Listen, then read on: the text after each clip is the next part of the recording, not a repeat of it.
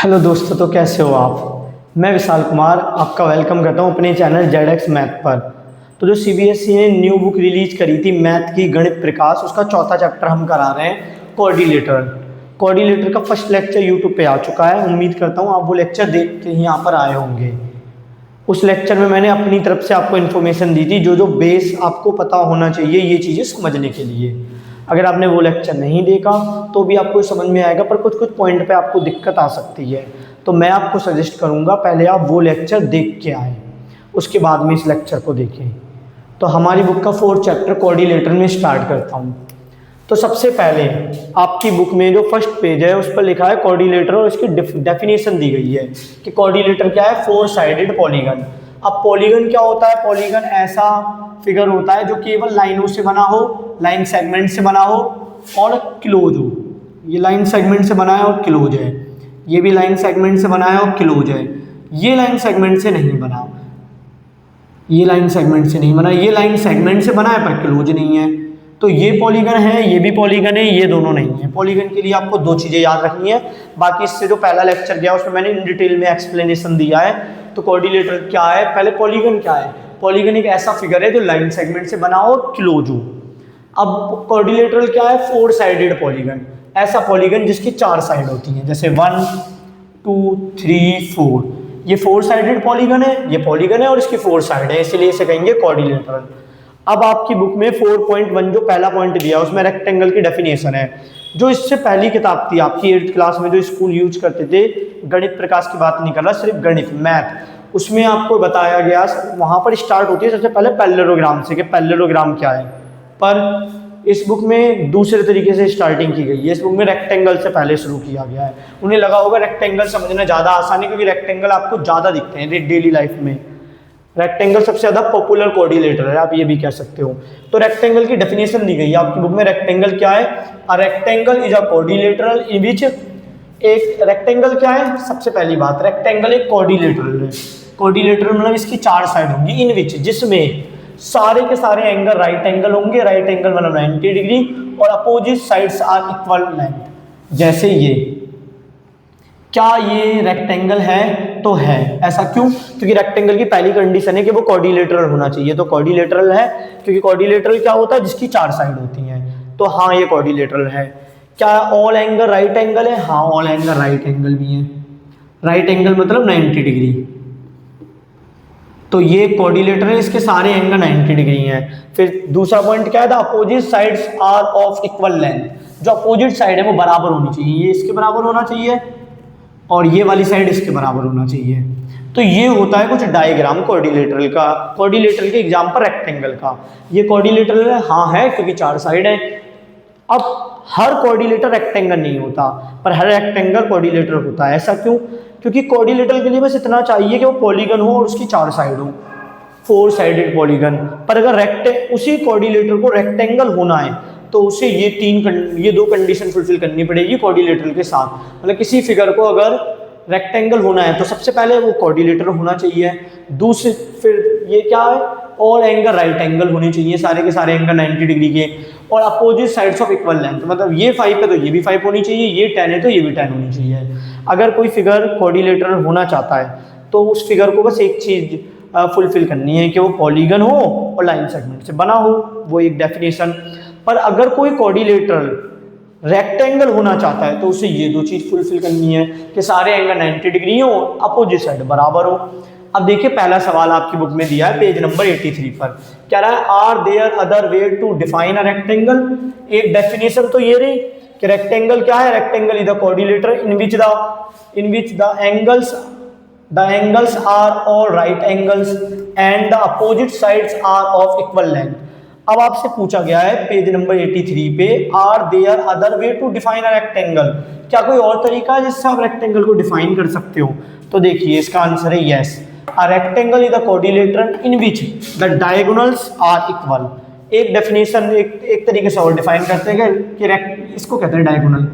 मैंने जो first lecture गया है, इससे पिछला लेक्चर गया है, इसमें इन डिटेल में बताया कि डायगोनल क्या होते हैं। किसी भी फिगर पर आपने 2 पॉइंट लिए, किसी पॉलीगन पर 2 पॉइंट लिया, वो 2 पॉइंट या तो एडजेसेंट पॉइंट होंगे नेबरिंग पॉइंट होंगे या नेबरिंग पॉइंट नहीं होंगे। अगर आपने नेबरिंग पॉइंटों को मिला दिया तो साइड मिलती है, और अगर आपने नेबरिंग पॉइंटों को नहीं मिलाया तो डायगोनल मिलता है। तो वहाँ पर मैंने डिफाइन करा है डायगोनल क्या है, इन्हें कहते हैं डायगोनल।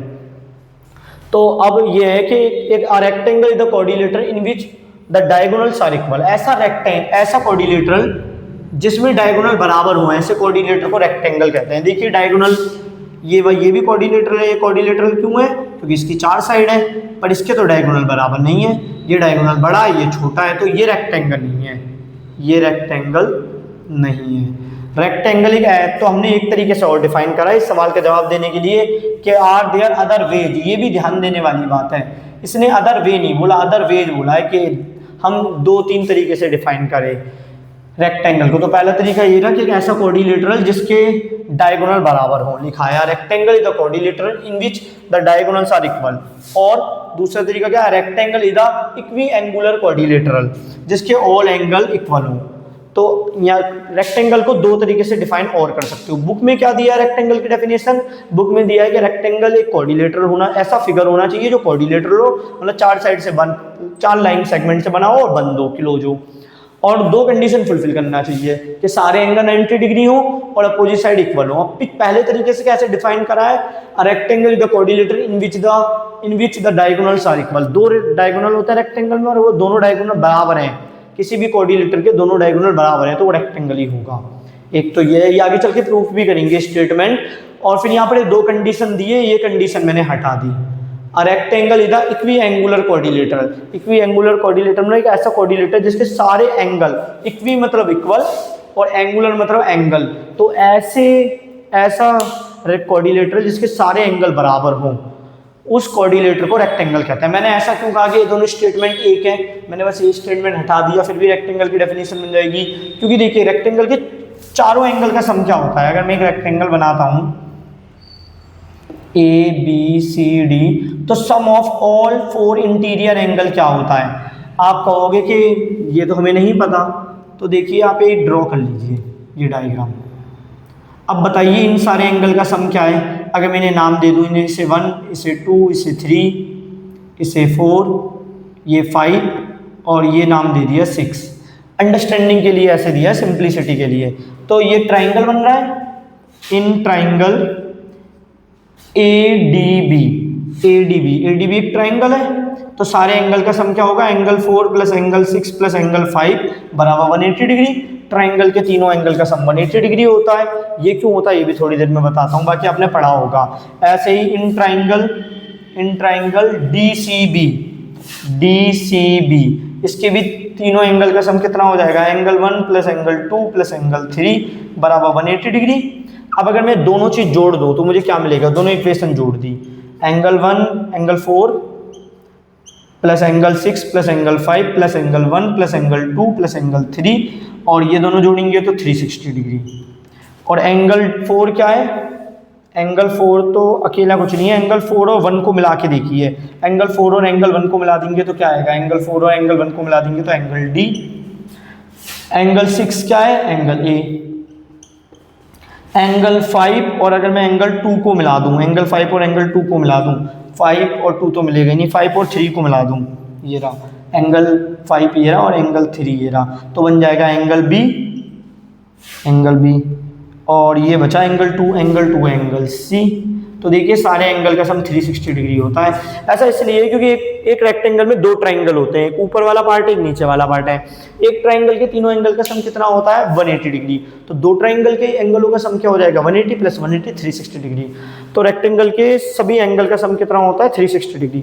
और ये रेक्टेंगल नहीं है, हर कोऑर्डिनेटर के लिए सही है, हर कोऑर्डिनेटर के सारे इंटीरियर एंगल का सम 360 डिग्री होता है। क्योंकि आप कोई भी रेक्टेंगल, कोई भी कोऑर्डिनेटर बना दो, उसमें आप एक डायगोनल मिला के 2 ट्राइंगल बना सकते हो। इसके भी सारे एंगल का सम 180 डिग्री, इसके भी सारे एंगल का सम 180 डिग्री। तो फिर पूरा सम कितना आ गया, इधर भी 180 इधर भी 180 360 डिग्री। तो रेक्टेंगल के भी सारे एंगल का सम कितना होता है, 360 डिग्री। अब अगर किसी रेक्टेंगल के चारों एंगल बराबर हैं, क्योंकि डेफिनेशन तो यही मैंने लिखी है, a rectangle is an equiangular quadrilateral. अगर सारे ही एंगल बराबर है तो angle A equal to angle B equal to angle C equal to angle D। और सारे एंगलों को जोड़ के क्या आता है, sum of all interior angle. Sum of all interior angle आता है 360 डिग्री। तो मैं एंगल ए एंगल बी किसके बराबर है, ए के ही। एंगल सी किसके बराबर है, ए के ही बराबर है। और एंगल डी किसके बराबर है, ए के ही बराबर है 360 डिग्री।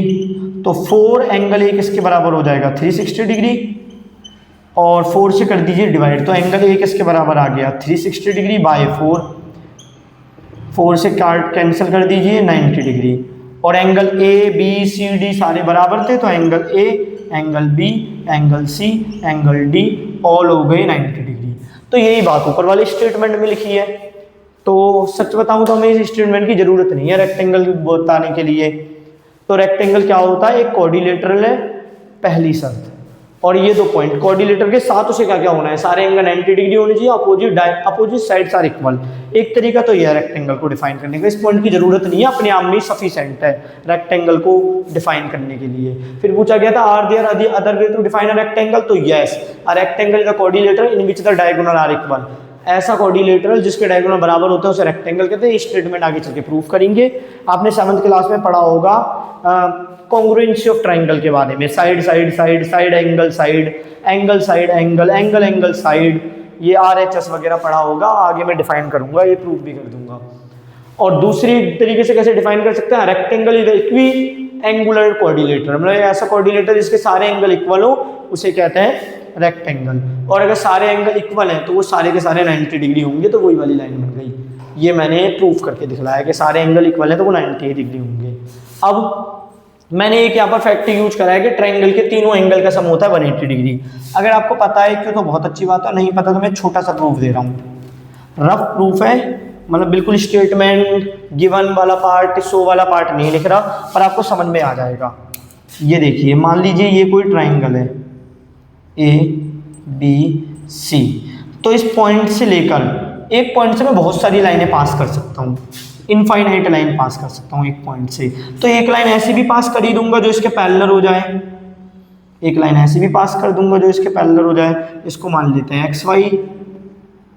अब मुझे बताइए, इसको मैं मान रहा हूँ एंगल X, इसको मान रहा हूँ Y, कुछ ना कुछ तो होगा, इसको मान रहा हूँ Z। मैथ में अगर पता नहीं होता कि वो एंगल क्या है तो उसे वेरिएबल मान लेता है।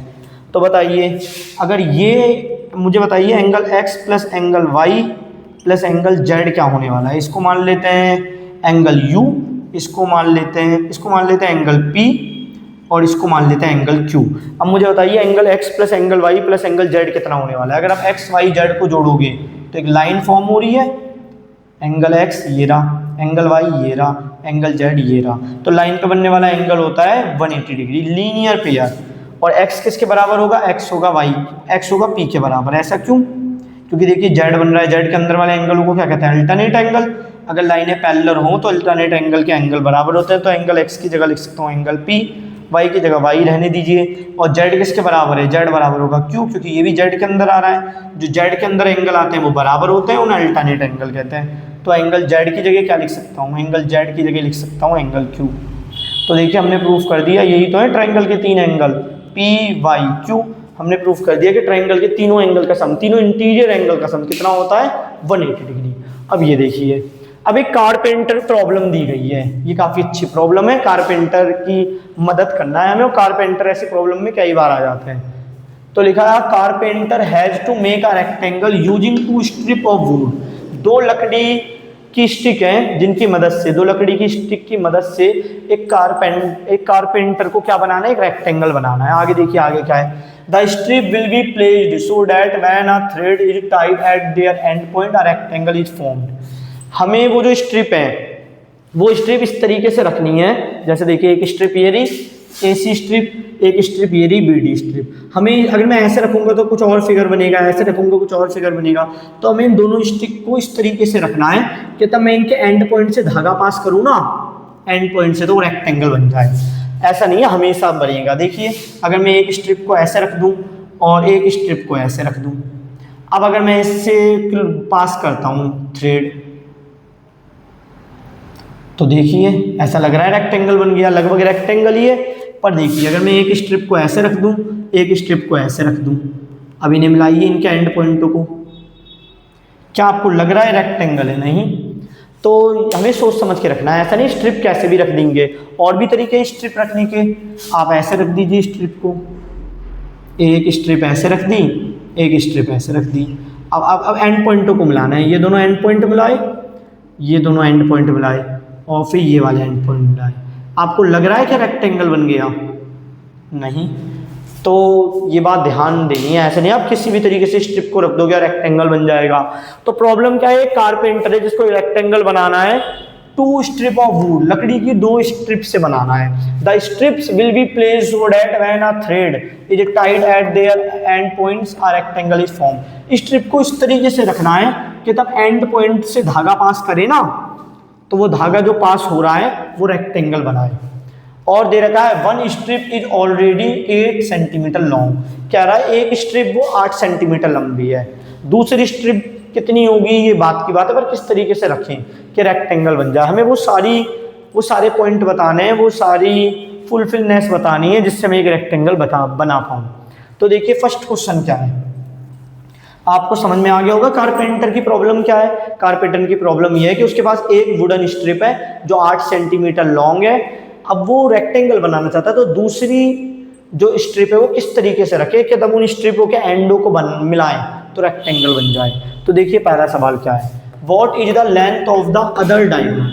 कह रहा है कि जो दूसरी स्ट्रिप होगी, यहाँ पर अदर स्ट्रिप भी लिख सकते हैं, जो दूसरी स्ट्रिप होगी उसकी लेंथ क्या होगी। जो दूसरी स्ट्रिप होगी वो रेक्टेंगल होगा, रेक्टेंगल का डायगोनल होगा। जो दूसरी स्ट्रिप होगी वो रेक्टेंगल का डायगोनल होगा। तो पहला क्वेश्चन ये है, what is the length of the other diagonal. तो मैंने फर्स्ट लेक्चर में आपको बताया था और यहाँ पर भी मैंने डिफाइन करा है कि जो रेक्टेंगल होता है उसके डायगोनल क्या होता है, बराबर। Because diagonals of rectangle are equal, क्योंकि डायगोनल इक्वल लेंथ के होते हैं। और डायगोनल की जगह एक स्ट्रिप रखी हुई है जो 8 सेंटीमीटर बड़ी है, तो दूसरी स्ट्रिप भी 8 ही सेंटीमीटर बड़ी रखनी पड़ेगी, 8 सेंटीमीटर या 8 सेंटीमीटर। तो another strip length must be 8 centimetre. तो अब दूसरी स्ट्रिप की लेंथ भी 8 ही सेंटीमीटर होनी चाहिए। आपको समझ में आया क्वेश्चन क्या है। एक कह रहा है कि अगर एक स्ट्रिप एक डायगोनल की लेंथ 8 सेंटीमीटर है तो दूसरी स्ट्रिप जो रखी जाएगी वो किस लेंथ की हो। तो हमें पता है कि हमें रेक्टेंगल बनाना है, रेक्टेंगल बनाना है तो रेक्टेंगल तभी बनता है तब उसके दोनों डायगोनल बराबर होते हैं। अगर एक डायगोनल 8 है तो दूसरा भी 8 ही लेना पड़ेगा। और डायगोनल की जगह हम रख क्या रहे हैं, डायगोनल की जगह हम रख रहे हैं स्ट्रिप, तो स्ट्रिप की लंबाई कितनी होनी चाहिए, 8 सेंटीमीटर। तो वही चीज़ लिखी है। उम्मीद करता हूँ आपको समझ में आया होगा, नहीं तो आप कमेंट सेक्शन में अपने डाउट पूछ सकते हो। तो because the diagonal of the rectangle are equal, another strip length must be 8 centimetre. दूसरी जो रेक्टेंगुलर स्ट्रिप है, अब वो वुड की स्ट्रिप है, वो भी 8 सेंटीमीटर की रखनी है। अब क्वेश्चन नंबर 2 देखिए, ये सारे आपके पेज नंबर 83 पे लिखे हुए हैं। What is the point of intersection of 2 diagonal. Diagonal का पॉइंट ऑफ इंटरसेक्शन का क्या होगा, मतलब वो दोनों डायगोनल कहाँ पर काटेंगे। तो एक प्रॉपर्टी मैंने आपको फर्स्ट लेक्चर में बता रखी है कि डायगोनल जो होते हैं रेक्टेंगल के वो बाइसेक्ट करते हैं एक दूसरे को। बाइसेक्ट का मतलब क्या होता है, डिवाइड इक्वली। अगर कहीं पर वर्ड आ गया बाइसेक्ट, तो बाइसेक्ट का मतलब है डिवाइड इक्वली, मतलब बराबर बांटने को बाइसेक्ट कहते हैं। तो लिखा है what is the point of intersection of 2 diagonal. दोनों डायगोनल अगर बराबर दूरी पर काटते हैं तो पॉइंट ऑफ इंटरसेक्शन कहाँ होगा, बीच में। अगर ये डायगोनल एक दूसरे को इस तरीके से इंटरसेक्ट करते हैं कि बाइसेक्ट हो जाए, ये वाला पार्ट इसके बराबर हो जाए, ये वाला पार्ट इसके बराबर हो जाए, तो उस पॉइंट को तो बीच में होना पड़ेगा ना। तो देखिए what is the point of intersection of 2 diagonal, because diagonals of rectangle bisect each other. Bisect each other का मतलब क्या है, एक दूसरे को बराबर पार्ट में काटते हैं। अगर बराबर पार्ट में डायगोनल एक दूसरे को काटते हैं तो कहाँ पर काटेंगे, बीच में ही काटेंगे। कि मैंने इधर इंटरसेक्ट कर दिया तो बराबर पार्ट कहाँ रहे। देयरफॉर पॉइंट ऑफ इंटरसेक्शन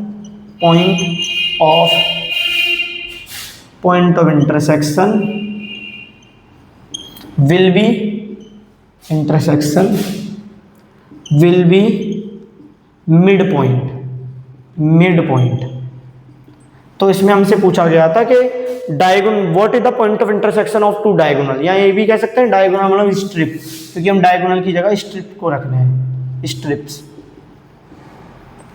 तो हमसे पूछा गया था कि पॉइंट ऑफ इंटरसेक्शन क्या होगा दो डायगोनल का, तो मैंने लिखा है because diagonal of the intersect bisect each other, diagonals of the rectangle bisect each other. जो रेक्टेंगल के डायगोनल है वो एक दूसरे को बाइसेक्ट करते हैं, फर्स्ट लेक्चर में मैं करा चुका हूँ। तो पॉइंट ऑफ इंटरसेक्शन कहाँ होना चाहिए, बीच में होगा, कि बाइसेक्ट का मतलब होता है ये वाला पार्ट इसके बराबर, ये वाला पार्ट इसके बराबर, और अगर ऐसा हो रहा है तो पॉइंट को बीच में होना है, कि इधर हो गया तो ये वाला पार्ट इसके बराबर थोड़ी ना होगा। अब लास्ट क्वेश्चन दे रखा है what should be the angle between the diagonals, diagonals भी कह सकते हो या स्ट्रिप्स भी कह सकते हो, स्ट्रिप्स।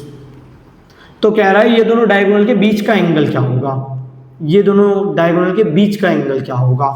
तो देखिए क्या है इसका answer, if the rectangle is a square, अगर रेक्टेंगल स्क्वायर है, स्क्वायर क्या होता है, एक ऐसा बॉक्स, एक ऐसा रेक्टेंगल जिसकी लंबाई चौड़ाई दोनों बराबर हो, वो सारे एंगल 90 तो होते हैं, ऐसा कुछ। क्यूबिक, आपने रूबिक क्यूब देखा होगा, रूबिक क्यूब का अगर आप फ्रंट फेस देखो तो वो रेक्टेंगल भी है स्क्वायर भी है, कि वो कंप्लीटली लेंथ ब्रेथ एक जैसा लगता है, लंबाई चौड़ाई बराबर है। तो if the rectangle is a square, अगर रेक्टेंगल स्क्वायर हुआ then diagonal cross at 90 degree, अगर ये मेरा रेक्टेंगल स्क्वायर निकला, अगर रेक्टेंगल स्क्वायर निकला तो 90 पे काटेंगे, इंटरसेक्ट करेंगे। और लिखा है if the rectangle is longer और थिनर, अगर रेक्टेंगल ऐसा निकला, जैसे ये देखिए ये रेक्टेंगल है, ये लॉन्गर है, यहाँ फिर ऐसा निकला कोई रेक्टेंगल, ये रेक्टेंगल है पर ये थिनर है, ये भी थिनर ही है, ये लंबा ज़्यादा है चौड़ा कम है तो ये थिनर है। अगर ऐसा रेक्टेंगल निकला, if the rectangle is longer और thinner the angle will be less than 90 और मोर देन 90। आप देख सकते हो यहाँ पर एंगल 90 से छोटा है, यहाँ पर एंगल 90 से बड़ा है।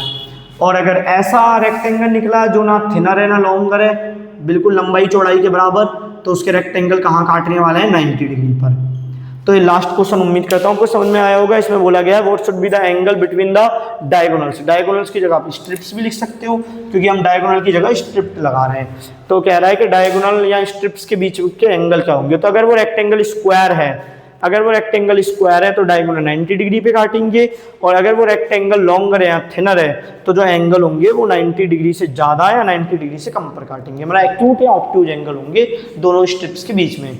तो उम्मीद करता हूँ आपको समझ में आया, आप नोट डाउन कर लो, मैं इसे मिटा के और क्वेश्चन लिखता हूँ। क्वेश्चन लिख लिए हैं, देखिए वैसे तो डिडक्शन है पर हमें क्वेश्चन की तरह दे रखा है, मतलब हम है तो डिडक्शन, हमें प्रूफ करना है एज अ क्वेश्चन। तो पहले समझिए डिडक्शन क्या होता है। जैसे deduction means a logical conclusion और result that we find using reasoning. एक बार फिर से, deduction mean a logical conclusion, logical conclusion और result that we find using reasoning. हम कोई लॉजिकल कंक्लूजन, हमको ऐसा स्टेटमेंट बोलते हैं जो बेस्ड अपॉन लॉजिक या रीजनिंग है, तो ऐसे स्टेटमेंट को डिडक्शन कहते हैं। और हमारे पास ऐसे क्लू होते हैं जिसके बेस पर हम वो स्टेटमेंट कह पा रहे हैं। हमारे पास रीजन है, कोई मैंने स्टेटमेंट कहा उसके पीछे कोई लॉजिक है, कोई रीजन है, तो ऐसे स्टेटमेंट को डिडक्शन कहा जाता है। और ऐसे स्टेटमेंट आप प्रूफ कर सकते हो अपने लॉजिक पे, जो उसके पीछे की रीजनिंग होती है उसकी मदद से। जैसे मैं आपको रियल लाइफ एग्जांपल देता हूँ।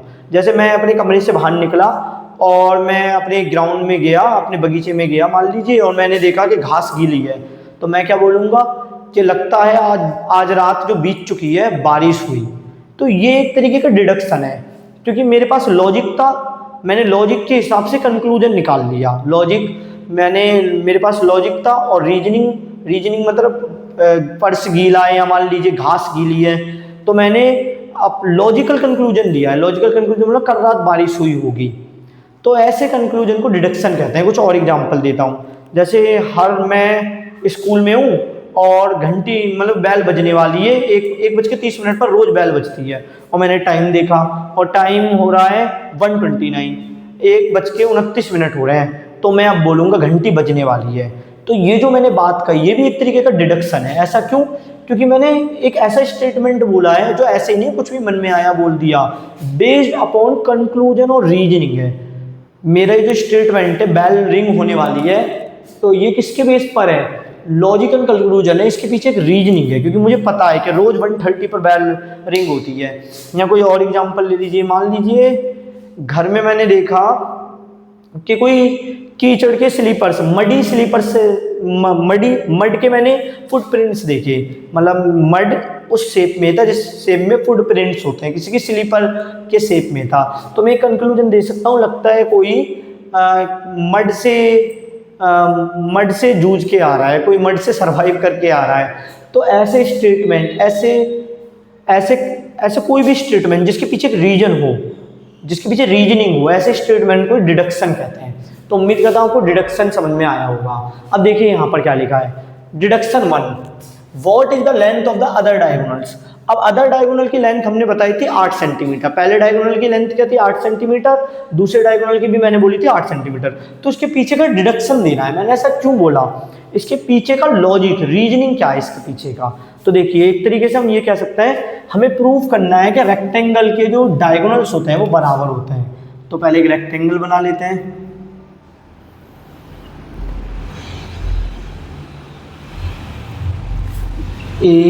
ABCD। अब इसी बुक में हमें रेक्टेंगल की डेफिनेशन क्या दी थी, रेक्टेंगल एक कोऑर्डिनेटर होता है, देखिए है ऐसा कोऑर्डिनेटर होता है जिसकी अपोजिट साइड बराबर होती हैं, ठीक है अपोजिट साइड बराबर हो गई। और क्या दिया था कि ऑल एंगल राइट एंगल होते हैं, ऑल एंगल राइट एंगल होते हैं, ठीक है।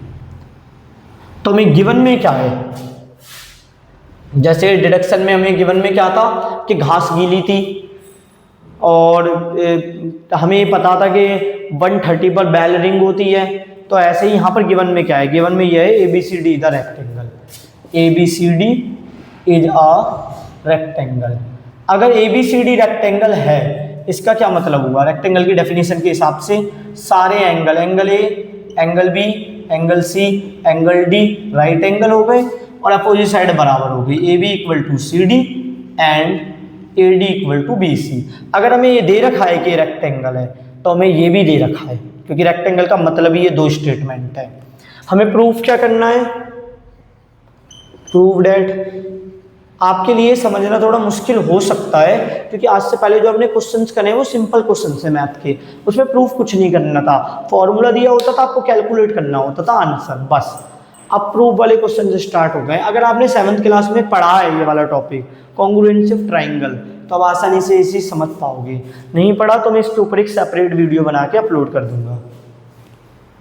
तो हमें प्रूफ क्या करना है, हमें प्रूफ करना है diagonals, diagonals of rectangle, diagonals of rectangle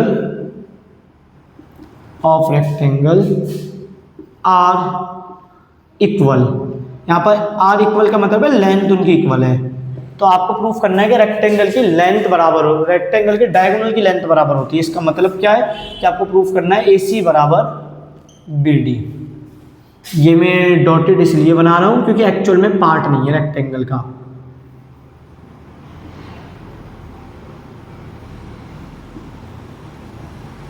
ठीक है, और मान लेते हैं O पर इंटरसेक्ट करा है, ऊपर। तो हमें प्रूफ करना है कि ये दोनों डायगोनल बराबर है। तो देखिए मैं दो ट्राइंगल ले रहा हूँ। अगर आपने कॉन्ग्रुएंसी वाला टॉपिक पढ़ा है, कॉन्ग्रुएंसी ऑफ ट्राइंगल क्या होता है, तभी आप ये समझ पाओगे प्रूफ, नहीं तो आपको इंतजार करना पड़ेगा। तब तक मैं वीडियो अपलोड कर दूँ, एक बार चैनल पे चेक कर लेना, क्या पता तब आप ये वीडियो देख रहे हो तब तक वीडियो अपलोडेड हो चुकी हो। तो दो ट्राइंगल ले रहे हैं, इन ट्राइंगल, एक ट्राइंगल तो ये ले रहे हैं ABD, तो इसको अलग से बना लेते हैं ताकि समझना आसान हो।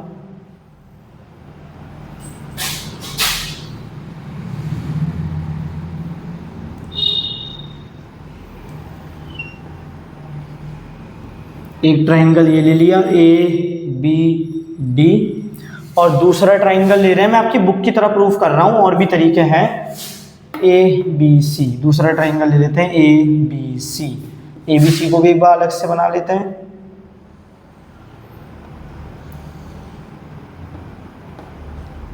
ABC, ये 90 है, ये भी 90 है, ये साइड इसके बराबर थी और ये दोनों में कॉमन है। तो देखिए मैंने दो ट्राइंगल ले लिए, तो इस ट्राइंगल की जो AB है, इस ट्राइंगल की जो AB है वो इस ट्राइंगल की भी AB के ही बराबर है, कॉमन है दोनों में। और जो इस वाले ट्राइंगल की एडी है, एडी वो इस ट्राइंगल की बीसी के बराबर, इस ट्राइंगल की एडी इस ट्राइंगल की बीसी के बराबर है, बीसी के बराबर है। ठीक है, अब एक चीज़ और आपको सोचनी है जो बराबर हो। एक ट्राइंगल को अगर दूसरे ट्राइंगल के कॉन्ग्रुएंस प्रूफ करना है, कॉन्ग्रुएंस का मतलब होता है पहला फिगर दूसरे फिगर के शेप और साइज में एक जैसा है, मतलब शेप अगर दो फिगर की शेप भी एक जैसी है और साइज भी एक जैसी है, तब उन्हें क्या कहेंगे, कॉन्ग्रुएंट फिगर कहेंगे। तो दूसरी चीज़ देखिए, एंगल, एंगल ए किसके बराबर है, एंगल ए बराबर है एंगल बी के। ये गिवन पार्ट है, ये रहा, और एंगल बी ए बराबर है एंगल बी के, क्यों, क्योंकि दोनों ही 90 हैं। अब देखिए कौन सा रूल लग रहा है, साइड एंगल साइड। तो हम कह सकते हैं triangle A B D congruent है दूसरे ट्राइंगल के, ए बी डी किसके कॉन्ग्रुएंट है, बी ए सी के, B A C, B A C के। हम ऐसा कह सकते हैं क्योंकि ये वाला ट्राइंगल इसको ढक रहा है। अगर दो साइड बराबर हो और एक एंगल बराबर हो तो ये दोनों ट्राइंगल एक दूसरे को ढक लेते हैं, किस रूल से, by S A S congruency. और अगर ऐसा है तो हम सीपीसीटी से लिख सकते हैं बी डी लास्ट वाले दो बराबर लास्ट वाले दो ए सी बाय सीपीसीटी। सीपीसीटी की फुल फॉर्म क्या होती है, corresponding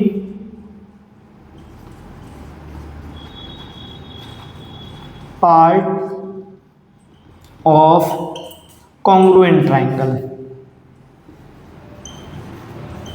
congruent triangle, triangles, congruent triangles. तो हमने प्रूफ कर दिया सीपीसीटी से कि एडी किसके बराबर हो गया, एडी बराबर हो गया एसी के। एडी और एसी है क्या, एडी, एडी नहीं बीडी, हाँ बीडी और एसी है क्या, बीडी और एसी है डायगोनल्स। तो इस लाइन का मतलब है diagonals are equal, diagonals are equal. और ये डायगोनल थे किसके, ये डायगोनल थे रेक्टेंगल के। तो हम कह सकते हैं rectangles diagonal are equal, rectangles, rectangles diagonal are equal. तो यहाँ पर हमने डिडक्शन का मतलब क्या है, हमने डिड्यूस किया है, हमने ये बात प्रूफ करी है कि दोनों डायगोनल रेक्टेंगल के बराबर होते हैं based upon logic and reasoning. Logic और रीजनिंग के बेस पर मैंने यहाँ पर प्रूफ करा कि एक रेक्टेंगल के दोनों डायगोनल बराबर होते हैं। अब अगला देखिए डिडक्शन क्या है, what is the mid point of the intersection of two diagonal. वो जिससे पहले मैंने क्वेश्चन कराए थे उसमें मैंने आपसे बोला था कि दोनों जो इंटरसेक्शन पॉइंट होगा दोनों डायगोनल का, दोनों स्ट्रिप्स का, वो मिड पॉइंट होगा। तो अभी बात प्रूफ करनी है। डिडक्शन का मतलब क्या है, डिडक्शन का मतलब एक ऐसा deduction mean a logical conclusion और result that we will find using reasoning. मतलब मुझे ये जो मैंने बात कही थी इसके पीछे का लॉजिक और पीछे की रीजनिंग देनी है। एक तरीके से ये भी कह सकते हैं इसे प्रूफ करना है कि बस जो मैंने बात बोली थी कि जो डायगोनल होते हैं वो मिड पॉइंट पर इंटरसेक्ट करते हैं, ये बात प्रूफ करनी है। तो देखिए फिर से एक रेक्टेंगल बनाया,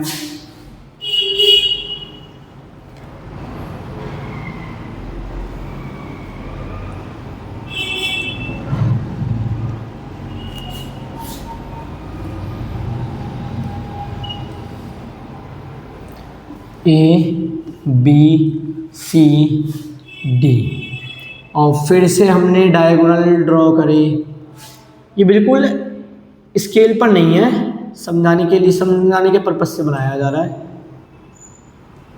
ठीक है। और मान लिया जहां पर काटा वो है पॉइंट ओ। तो अब देखते हैं हम क्या कर सकते हैं, हमें क्या क्या पता है इसके बारे में। रेक्टेंगल है तो सारे एंगल 90 डिग्री होंगे और अपोजिट साइड इक्वल होगी, ठीक है। अब एक बात सोच के मुझे बताना, ये एंगल मान लेते हैं 1 और ये एंगल मान लेते हैं 2, ये एंगल मान लेते हैं 3। तो मैं आपसे जानना चाहता हूँ क्या एंगल 1 एंगल 3 के बराबर है या नहीं। एंगल 1 क्या है, ये पूरा, एंगल 2 क्या है, ये पूरा, और एंगल 3 है ये। मेरा क्वेश्चन ये है, क्या एंगल 1, इस डायग्राम को थोड़ा सा और अच्छा बना दूँ, क्या एंगल 1 एंगल 3 के बराबर है? अगर आपका जवाब है कि नहीं, तो फिर अपने आप से आप पे काउंटर क्वेश्चन कर सकते हो, ऐसा आपने किस बेस पर कहा। अगर आपका जवाब है हाँ, तो ये काउंटर क्वेश्चन बनता है। तो चलिए प्रूफ करते हैं। आप मुझे बताइए, एंगल 1 और एंगल 2 मिला के क्या आएगा? एंगल 1 प्लस एंगल 2 होता है 90 डिग्री, क्योंकि दोनों मिला के पूरा एंगल बन रहा है, और ये पूरा एंगल है 90 डिग्री। ऐसे ही मुझे बताइए, एंगल 2 और एंगल 3 मिला के क्या होगा? एक ट्राइंगल के तीनों एंगल का सम क्या होता है? एक ट्राइंगल के तीनों एंगल का सम होता है 90 डिग्री, और ये अकेले ही 90 है, तो ये दोनों मिला के भी 90 आएगा, मतलब एंगल 2 प्लस एंगल 3 ऑल्सो 90। अब अगर ये 1 प्लस 2 नहीं है, एंगल 1 प्लस एंगल 2 है, एंगल 1 प्लस एंगल 2 मिला के 90 आ रहा है, और एंगल 2 प्लस एंगल 3 भी मिला के 90 आ रहा है, मतलब ये दोनों बराबर हो गए। एंगल 1 प्लस एंगल 2 बराबर है एंगल 2 प्लस एंगल 3 के। ऐसा क्यों? क्योंकि दोनों ही 90 है, 90 के तो बराबर होता ही है। अब यहाँ पर देखिए, ये इधर आ जाएगा, angle 1 plus angle 2, angle 1 plus angle 2, ये इधर आके माइनस का हो जाएगा, माइनस का एंगल 2, और यहाँ पर बचा एंगल 3। ये वाला पार्ट लिखने की जरूरत नहीं है तो समझाने के लिए, तो इससे कट गया, एंगल 1 बराबर एंगल 3 आ गया। तो हाँ, एंगल 1 एंगल 3 के बराबर है रेक्टेंगल में। तो देखिए, अब मैं कौन से दो ट्राइंगल ले रहा हूँ? ये दो ट्राइंगल ले रहा हूँ, एक तो ये रहा और एक ये रहा। मैं इन्हें थोड़ा सा शेडेड कर देता हूँ ताकि आपको समझ में आए।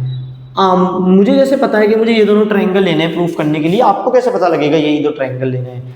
इसके दो रीजन है मेरे पास, मतलब दो बातें हैं जिससे आप समझ सकते हो कि यही दो ट्राइंगल लेने हैं। वो कौन से हैं? पहली चीज कि हमें प्रूफ करना है कि what is the point of intersection of two diagonal. दो डायगोनल का पॉइंट ऑफ इंटरसेक्शन क्या है? तो मुझे ट्राइंगल ऐसे ही लेनी पड़ेंगी, इसमें डायगोनल आ जाए, तो इस ट्राइंगल में भी दोनों डायगोनल आ गए, इस ट्राइंगल में भी दोनों डायगोनल आ गए। दूसरा, मुझे इसलिए पता लग गया क्योंकि मैंने ऐसे बहुत क्वेश्चंस कर रखे हैं, तो आप भी बहुत ज़्यादा क्वेश्चंस कर लोगे तो आपके लिए भी चीज़ ऑब्वियस हो जाएगी।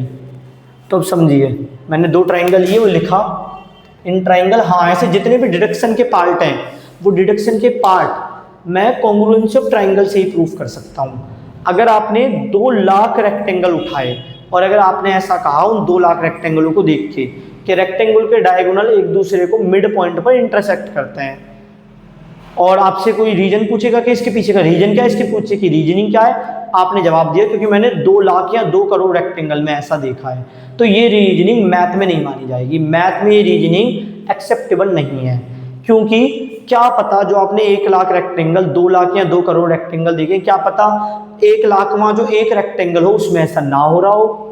तो मैथ में आप तब कोई भी चीज़ डिड्यूस करोगे, कोई भी चीज़ प्रूफ करोगे, तो आपको इन जनरल प्रूफ करनी पड़ेगी, किसी एक रेक्टेंगल को लेके नहीं, सारे रेक्टेंगलों को एक साथ लेके।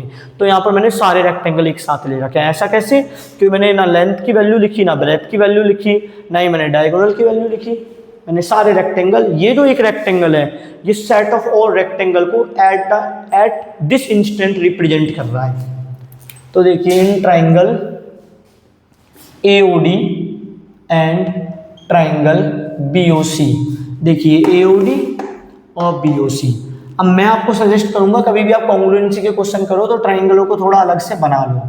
यहाँ पर तो दिख रहा है साफ, कई बार ट्राइंगल ओवरलैप कर जाते हैं, तो समझना थोड़ा सा मुश्किल हो सकता है। तो अगर आप अपनी आदत ही ऐसी रखोगे तो उससे सवाल आसानी से सॉल्व हो जाएगा। तो ये ट्राइंगल बना लिया, और अब वो वाला triangle,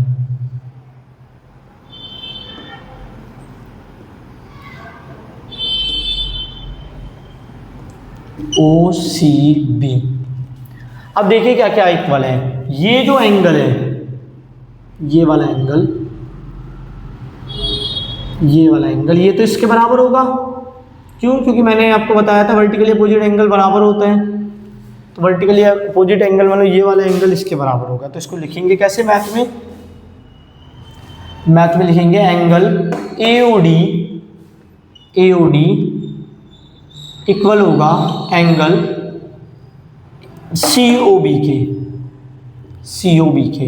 reason vertically opposite angle, इतना बड़ा ना लिखे, हम शॉर्ट में लिखते हैं वर्टिकली अपोजिट एंगल। और देखिए AD किसके बराबर है, AD BC के बराबर है, क्योंकि रेक्टेंगल की डेफिनेशन थी 4.1 जो आपका टॉपिक था उसमें मैंने यही बताया था। रेक्टेंगल की डेफिनेशन क्या है, कोऑर्डिनेटर होता है जिसके अपोजिट साइड इक्वल हो, सारे एंगल 90 डिग्री हो। तो मैं उसकी मदद से लिख सकता हूँ कि AD किसके बराबर होगा, AD बराबर होगा BC के। अब एक चीज हमने थोड़ी देर पहले ही प्रूफ करी है, वो क्या था कि एंगल 1 ये था, एंगल 1 ये किसके बराबर था, एंगल 3 के। ये देखिए ये रहा एंगल 3। तो मुझे एक चीज और मिल गई, एंगल 1 बराबर एंगल 3। चाहे तो ऐसा लिख लें या एंगल 1 को ऐसे भी लिखा जा सकता है, ADODA एंगल 1 लिख सकते हैं, या ODA इक्वल होगा ODA OBC। इन दोनों में से कोई भी आप एक लाइन लिख सकते हो। अब बताइए कौन सा रूल लगेगा, ये वाला एंगल इसके बराबर हो गया, ये वाला एंगल इसके बराबर हो गया, और एक साइड बराबर है, दो एंगल एक साइड, कौन सा रूल लगता है, हम कह सकते हैं ट्राइंगल AOD कॉन्ग्रुएंट होने वाला है, ट्राइंगल AOD कॉन्ग्रुएंट होने वाला है। AOD कहाँ है, AOD, और एक इसके कॉन्ग्रुएंट होने वाला है COD के, COB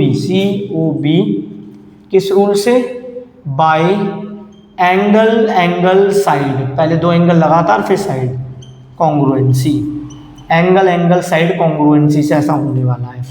मैंने ऐसा क्यों नहीं लिखा, मैं इसको ऐसा भी तो लिख सकता था, ट्राइंगल BOC, मैंने ऐसा क्यों नहीं लिखा, क्योंकि मैं ऐसा लिखूंगा तो एंगल A बराबर हो जाएगा एंगल B के, पर एक्चुअल में एंगल A बराबर एंगल B नहीं है, एंगल B बराबर एंगल D है। तो फिर देखिए अब D के करस्पॉन्डिंग B आ रहा है। तो ये आपको उस लेक्चर में पता लग जाएगा जो मैं अपलोड करने वाला हूँ कॉन्ग्रुएंसी के ऊपर, जल्दी ही अपलोड कर दूंगा।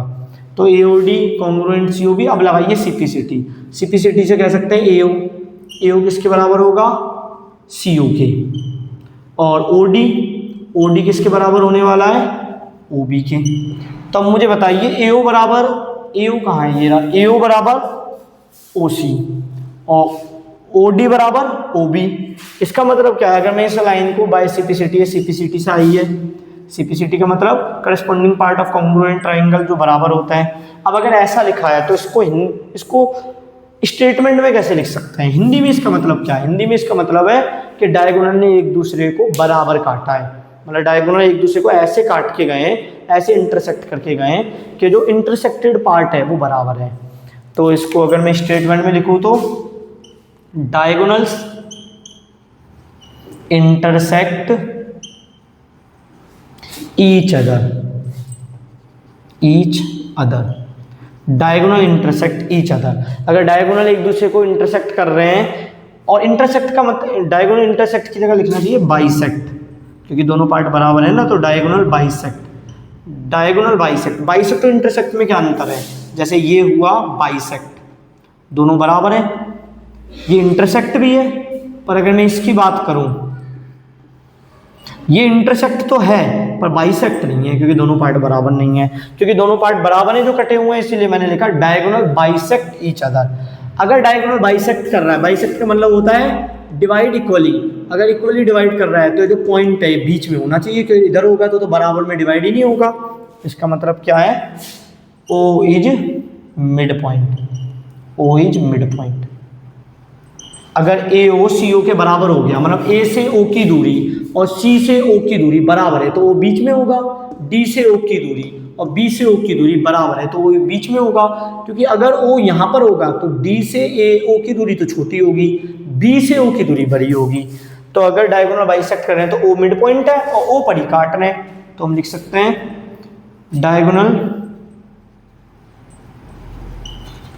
इन bisect at mid point, diagonal mid point पे इंटरसेक्ट करते हैं।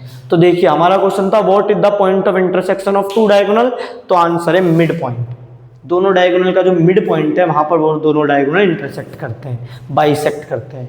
तो उम्मीद करता हूँ आपको दो डिडक्शन समझ में आए होंगे, और अभी इसमें मिटा के और करता आता हूँ। हाँ तो मैंने और क्वेश्चंस लिख लिए हैं, जैसे ये देखिए, ये आपके पेज नंबर 85 पर है, कह रहा है can the following equality be use to establish dash AOD congruence हो जाएगा COB के, कह रहा है क्या ये जो दे रखी है इक्वेशंस ये इस चीज़ को प्रूफ कर सकती हैं। पहले एक बार डायग्राम बना लेते हैं, पुराने वाले रेक्टेंगल की बात हो रही है जो हमने पहले बनाया था, क्योंकि उसी के जस्ट बात था ना ये question. A B C D rough diagram है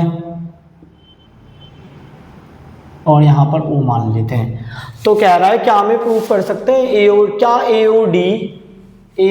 ओ डी कॉन्ग्रुएंस होगा सी ओ बी के, ठीक है। ए ओ डी ये ना, और ये कॉन्ग्रुएंस किसके होने की बात कर रहा है, सी ओ बी के, सी ओ बी। ये हमसे पूछ रहा है क्या ऐसा होगा, ये रीजन है इसके पीछे का। ए ओ बराबर सी ओ, ए ओ कहाँ है, ए ओ ये रहा, इसको थोड़ा अलग से बना लेते हैं। ए ओ डी और इस वाले को भी अलग से बना रहे हैं ताकि समझना थोड़ा सा आसान लगे। कॉन्ग्रुएंस का मतलब क्या है, एक दूसरे को ढक लेगा, और ये रफ डायग्राम है ओ सी बी। तो देखो क्या दे रखा है, ए ओ किसके बराबर है, सी ओ के, ठीक है। ए ओ बी, ए ओ बी नीचे आ गया, ठीक है। ए ओ बी नीचे वाला एंगल, मतलब ये किसके बराबर है, ये जो ए ओ बी है ये बराबर है सी ओ डी के, सी ओ डी के इसके बराबर है, ठीक है। फिर क्या रहा है, ए डी बराबर सी बी, ए डी बराबर सी बी, सी बी या बी सी एक ही बात है, ये दोनों आपस में बराबर हैं। तो हमसे बोल रहा है क्या हम इसके बेस पर कह सकते हैं ये दोनों ट्रायंगल कॉन्ग्रुएंस होंगे। पहली बात तो आपको ये समझना है ये दोनों तो एक्चुअल में बराबर होते ही हैं, ये लिखो या मत लिखो ये तो बराबर है क्योंकि वर्टिकल अपोजिट एंगल है। और अगर ये दोनों बराबर हैं तो ये दोनों भी बराबर हो जाएंगे, ये दोनों, क्योंकि ये भी एक्स के अंदर आ रहे हैं, ये भी वर्टिकली अपोजिट एंगल है, मतलब ये एंगल इसके बराबर। अब आपको देखना है क्या ये दोनों कॉन्ग्रुएंस है, मैं कह सकता हूँ इस रूल से। आप देखिए क्या कोई ऐसा रूल बन रहा है, ये दो साइड है, दो हमारे पास साइड है और एक एंगल है, तो क्या बन सकता है। देखिए हमारे पास कॉन्ग्रुएंसी में 5 रूल है, एक तो साइड साइड साइड, एक साइड एंगल साइड, एक एंगल साइड एंगल, और यहाँ पर एंगल एंगल साइड, और राइट एंगल हाइपोटेन्यूज साइड। तो आप बताइए इनमें से कोई भी रूल ये बन रहा है कि दो साइड हो, दो साइड इसमें भी है बस, और इसमें भी है दो साइड, ये हाइपोटेन्यूज भी एक साइड की तरह एक्ट करता है। पर ये तो लगेगा नहीं क्योंकि इसमें एक राइट एंगल होना चाहिए। ये भी नहीं लगा सकते क्योंकि दो एंगल है नहीं, ये भी नहीं लगा सकते क्योंकि 3 साइड है नहीं, ये भी नहीं लगा सकते क्योंकि 2 एंगल है नहीं। अब ये बचा, और इस रूल में एक बात का ध्यान रखना है कि दोनों साइडों के बीच में एंगल होना चाहिए। यहाँ पर दोनों साइडों के बीच में एंगल नहीं है, मतलब इस तरीके से कि एक ट्रायंगल की 2 साइड बराबर है और दोनों साइड से बाहर का एंगल बराबर है। मैं ऐसा नहीं कह सकता कि दोनों ट्रायंगल कॉन्ग्रुएंस होंगे, तो इसका जवाब है एब्सोल्युटली नॉट, एब्सोल्युटली नॉट। अगर ये दोनों ट्रायंगल मुझे कॉन्ग्रुएंस प्रूफ करने हैं तो मैं इन चीज़ों की मदद से, इस इक्वेशन की मदद से प्रूफ नहीं कर सकता। देखिए deduction 3, what are the angle between the diagonals. कह रहा है डायगोनल्स के बीच में एंगल क्या होंगे। कोई भी आपने रेक्टेंगल बनाया, ये डायग्राम, ये फिगर इस वाले क्वेश्चन के लिए, कोई भी आपने अगर रेक्टेंगल बनाया तो कह रहा है उसके जो डायगोनल होंगे उसके बीच क्या एंगल होगा। तो इसका आंसर है आर्बिट्री एंगल। आर्बिट्री एंगल का मतलब है एनी एंगल, कोई भी एंगल हो सकता है, या आप बड़ी क्लास में इसका इन जनरल प्रूफ करोगे कि एक कोऑर्डिनेटर के डायगोनल के बीच में, एक कोऑर्डिनेटर जो रेक्टेंगल हो उसके डायगोनल के बीच में कोई भी एंगल हो सकता है। तो अभी के लिए इतना ही कि कोई भी एंगल हो सकता है। सवाल समझ में आया, सवाल क्या है कि what are the angle between the diagonals, तो जवाब है आर्बिट्री एंगल, एनी एंगल। अब ये देखिए, can you find all the remaining angles, can you find all the remaining angles. ये सारे एंगल्स निकालने हैं जो निकले पड़े हैं, ये वाला डायग्राम इसके लिए था। तो ये एंगल क्या हो गया डायगोनल के बीच में, दोनों एंगल का सम कितना होता है, क्योंकि a because B O D is a line, B O D is a line, अगर बी ओ डी एक लाइन है, बी ओ डी एक लाइन है, तो इन दोनों एंगल का सम कितना होने वाला है 180 डिग्री। लाइन पे बनने वाले एंगल का सम लीनियर पेयर 180 डिग्री। तो मैं लिख सकता हूँ बी ओ ए और बी ओ ए प्लस ए ओ डी बराबर 180 degree linear pair, linear pair. और देखिए बी ओ ए की वैल्यू क्या दे रखी है 60, ए ओ डी बराबर 180 डिग्री, ये 60 उधर चला गया तो ए ओ डी की वैल्यू क्या आ जाएगी 180 डिग्री माइनस 60, और ए ओ डी कितना आ गया, ए ओ डी आ गया 120 डिग्री। तो ए ओ डी कितना होगा मेरा 120 डिग्री। अब वर्टिकली अपोजिट एंगल बराबर होते हैं तो तो सी ओ डी किसके बराबर होगा, सी ओ डी बराबर होगा, सी ओ डी बराबर होगा ए ओ बी के, ए ओ बी, और ए ओ बी की वैल्यू क्या है 60, तो पुट कर दीजिए सी ओ डी की वैल्यू भी 60 आ गई, क्योंकि वर्टिकली अपोजिट एंगल बराबर होता है। ऐसे ही बताइए बी ओ सी की वैल्यू कैसे निकालेंगे, बी ओ सी किसके बराबर होगा, बी ओ सी किसके बराबर होगा ए ओ डी के, ए ओ डी वही रीजन है वर्टिकली अपोजिट एंगल।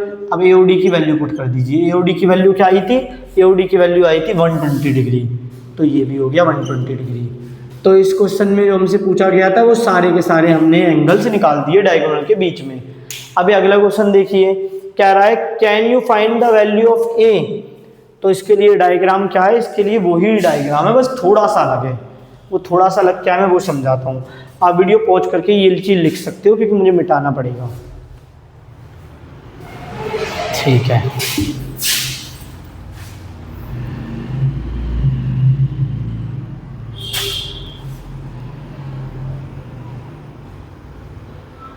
तो देखिए ये यहां पर दे रखा है और हमसे पूछ रहा है क्या हम ए की वैल्यू बता सकते हैं,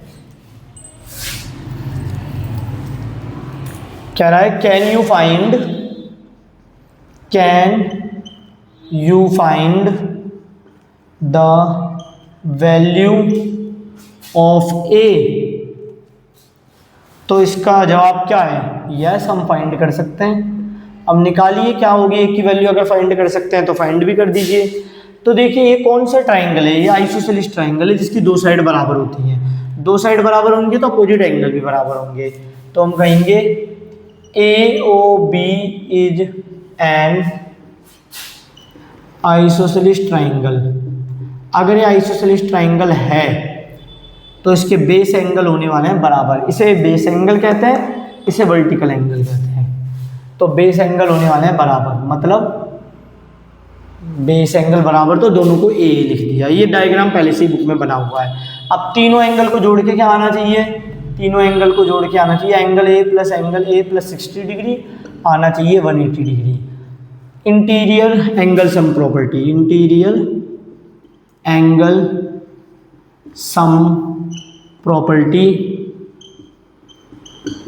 ऑफ ट्राइंगल, ये चीज़ मैं प्रूव भी कर चुका हूँ कि ट्राइंगल के तीनों इंटीरियर एंगल का सम 180 डिग्री होता है। तो a प्लस ए 2a बराबर, ये 60 प्लस में उधर जाके हो जाएगा माइनस में, 2 एंगल ए बराबर हो जाएगा 180 degree minus 60 degree, 2 angle A बराबर हो जाएगा 120 डिग्री, और एंगल ए की वैल्यू क्या आ जाएगी 120/2, तो एंगल ए की वैल्यू आ जाएगी 60 डिग्री।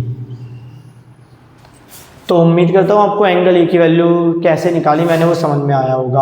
अब कह रहा है can we now identify what type of the coordinator A B C D, notice the angle all add up of 90 degree. कह रहा है क्या आप बता सकते हो कौन सा कोऑर्डिनेटर है। देखिए ए की वैल्यू क्या आई, ए की वैल्यू आई है 30 डिग्री, ए की वैल्यू 60 डिग्री, ए की वैल्यू आई है 60 डिग्री। इससे पहले वाले क्वेश्चन में जो मैंने अभी भी मिटाया है उसमें ये क्या था, ये आया था 120 डिग्री, ये आया था 120 डिग्री। तो अगर मैं यहाँ पर b लिख दूँ और यहाँ पर भी b लिख दूँ तो क्या आप b की वैल्यू निकाल सकते हो, हाँ क्यों नहीं, जैसे ये निकाला वैसे b की वैल्यू निकाल देंगे। b की वैल्यू कैसे निकालेंगे, देखिए अगर मैं इस ट्राइंगल की बात करूँ, triangle AOD, in triangle AOD, तो एंगल b प्लस 120 डिग्री बराबर हो जाएगा 180 degree. Exterior angle, interior angle sum property of triangle, तो angle b plus angle b क्या हो जाएगा 2 एंगल b बराबर 120 degree plus 120 degree equal to 180 degree, और 2 एंगल b की वैल्यू क्या हो जाएगी, ये उधर जाके माइनस में हो जाएगा 180 डिग्री माइनस 120 डिग्री। तो 2 एंगल b की वैल्यू कितनी आ गई 60 डिग्री, और एंगल b की वैल्यू क्या आ गई 60 डिग्री बाई 2, जो कैंसिल आउट करके आ गया 30 डिग्री। तो एंगल b कितना है, एंगल b है 30 डिग्री का। ऐसे ये एंगल b 30 डिग्री का। तो हमसे ये बोल रहा है can we now identify what type of the coordinator ABCD is. तो ABCD क्या है, रेक्टेंगल है। क्यों? क्योंकि देखिए एंगल ए पे बनने वाले एंगल का सम कितना है, एंगल ए पे बनने वाले एंगल का सम कितना है 90 डिग्री। तो हम कहेंगे यस। पूछ रहा है कैन वी आइडेंटिफाई, तो yes. What type of coordinator ABCD, ABCD is a rectangle. आपके दिमाग में एक क्वेश्चन आ सकता है कि एक ही एंगल तो 90 हुआ है, बाकी तो हुए ही नहीं, तो बाकी भी इसी तरीके से 90 होंगे। देखिए ये 60 तो ये 60, फिर से ये भी 60 निकलेगा, ये भी 60 निकलेगा, जैसे हमने ऊपर वाला निकाला था तो ये भी 90 हो गया। ये 120 तो ये 120, फिर से यहाँ पर तो एक ही जगह 60 रखेंगे, फिर से ये भी 30 निकलेगा, तो सारे एंगल 90 हो जाएंगे। अब ये देखिए what can we say about its side, इसके साइड के बारे में हम क्या कह सकते हैं, ये बोल रहा है। ऐसा डायग्राम बना हुआ है सवाल में।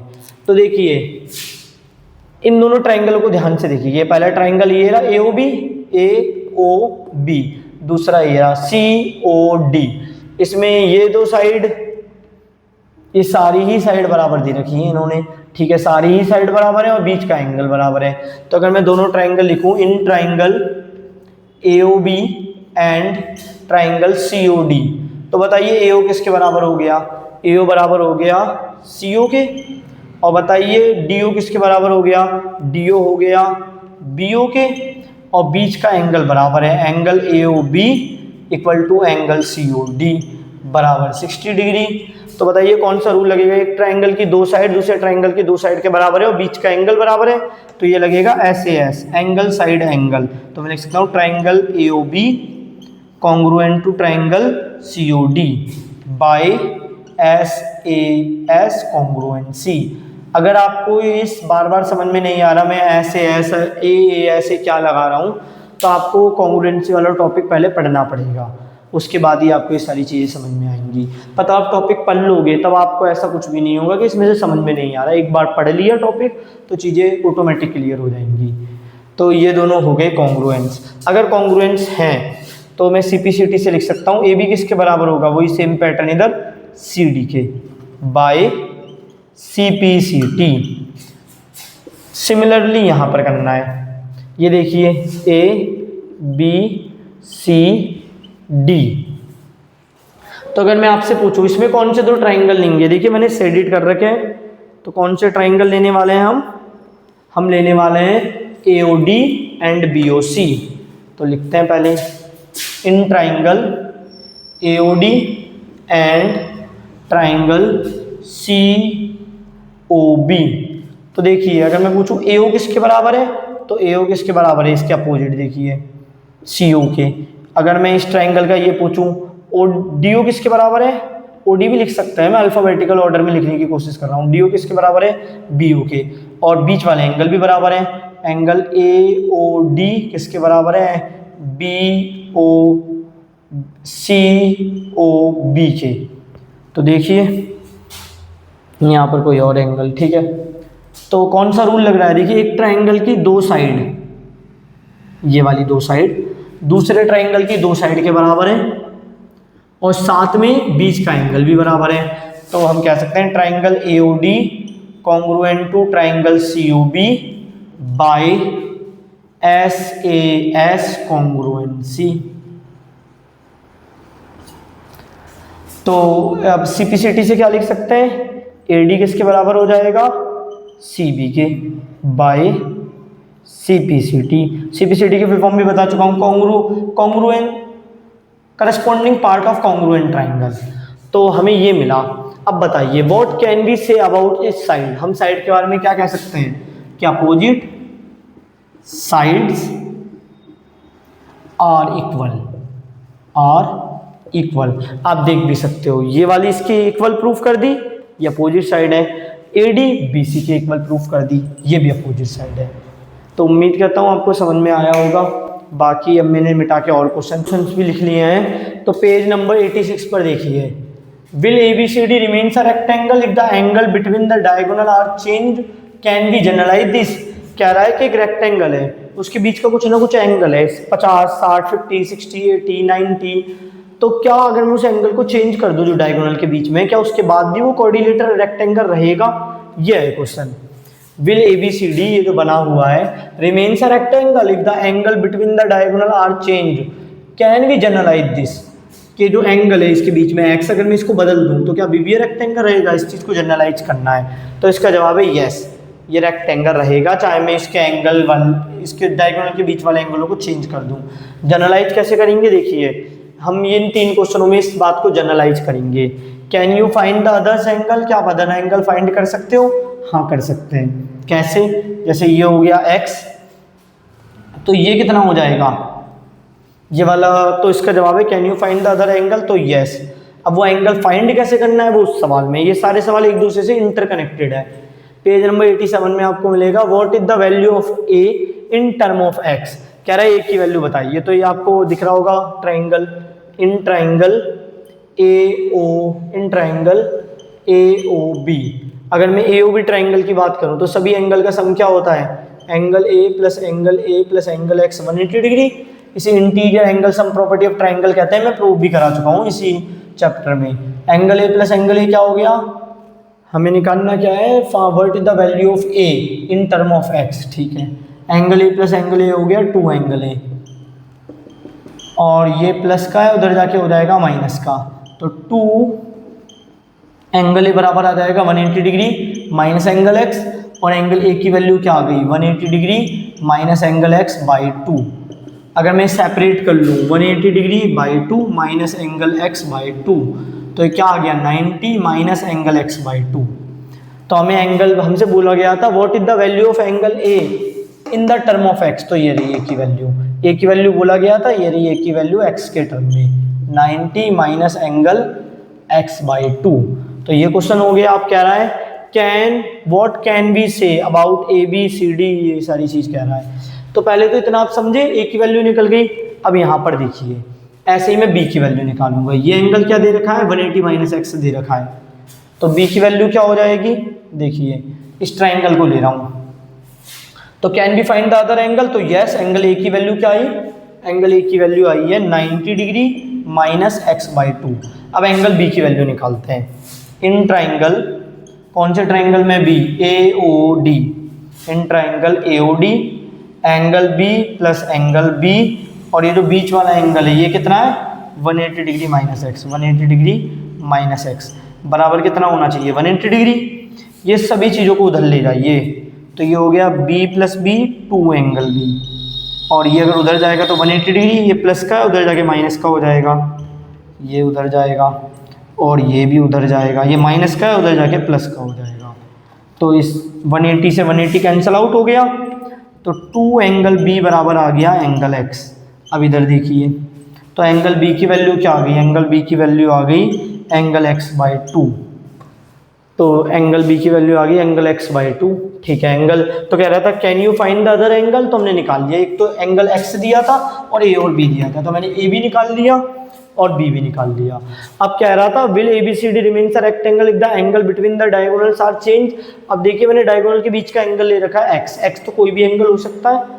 तो मैं प्रूफ करने जा रहा हूँ कि ये जो x कुछ भी हो सकता है, फिर भी ये जो कोऑर्डिनेटर है ये कोऑर्डिनेटर रेक्टेंगल ही होगा। कैसे बताइए? Angle A plus angle B क्या होने वाला है? एंगल A की वैल्यू रखा 90 minus angle x by 2, angle B की वैल्यू रखा x बाई 2, x बाई 2 से x बाई 2 कटा, angle A plus angle B कितना आ गया? 90 डिग्री, और angle x plus angle B क्या है? एंगल A, तो एंगल A आ गया 90 डिग्री। इसी तरीके से एंगल B भी 90 डिग्री आ जाएगा।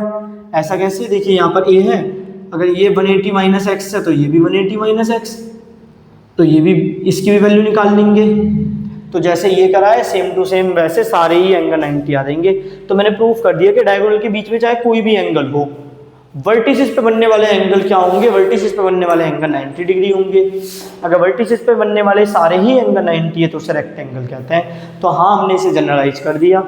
तो उम्मीद करता हूँ आपको ये सारे क्वेश्चन समझ में आया होंगे। इस वीडियो में इतना ही। नेक्स्ट वीडियो में हम नेक्स्ट टॉपिक करेंगे। बाकी आपको वीडियो अगर अच्छी लग रही है तो लाइक कर सकते हो, अपने फ्रेंड को शेयर भी कर सकते हो। इससे मैं और ज़्यादा मोटिवेट होऊंगा वीडियो बनाने के लिए।